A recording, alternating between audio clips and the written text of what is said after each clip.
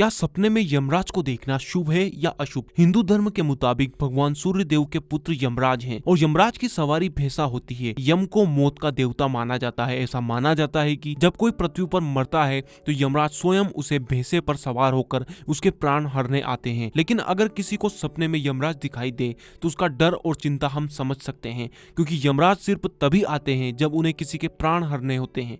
तो क्या सपने में यमराज को देखना मृत्यु की निशानी होती है?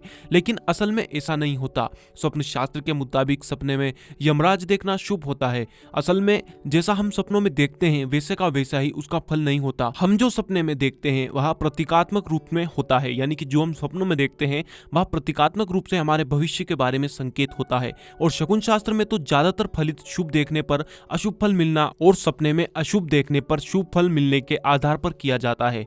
वैसे ही स्वप्न शास्त्र के मुताबिक जब कोई सपने में यमराज को देखता है तो यह शुभ शकुन होता है और संकेत होता है कि ऐसे व्यक्ति की आयु में वृद्धि होगी और वह लंबे समय तक स्वस्थ रहेगा। स्वप्न ग्रंथों में यमराज के स्वप्न आयु वृद्धि और स्वस्थ जीवन की निशानी होती है। तो आपको यमराज स्वप्न में दिखाई दिए हो तो आप परेशान ना हो, बल्कि यह शुभ स्वप्न है। कोई रोगी देखे तो उसका रोग समाप्त होगा, कोई परेशान व्यक्ति ऐसा देखे तो उसको परेशानियों से छुटकारा मिलेगा। यह हर तरह से शुभ होता है। स्वप्न शास्त्र के सभी ग्रंथों में यमराज के स्वप्न आने को शुभ और आयु वृद्धि स्वस्थ होने का संकेत बताया गया है। बाकी यमराज से जुड़े किसी भी तरह के स्वप्न का जिक्र ग्रंथों में नहीं मिलता है। अगर कोई आपको उनके स्वप्न फल बताता है जो कि कई वेबसाइट और यूट्यूब चैनल पर बताए हुए हैं तो मैं आपसे कहना चाहूंगा वह मनगढ़ंत हैं। उनका किसी भी ग्रंथ में कोई उल्लेख नहीं है। सिर्फ यमराज का इतना ही बताया गया है जितना हमने आपको बताया है। अगर आपको हमारी बात झूठ भी लगे तो आप खुद ग्रंथों में यह खोज सकते हैं। बाकी मनगढ़ंत बातें बताने वालों से सावधान रहे।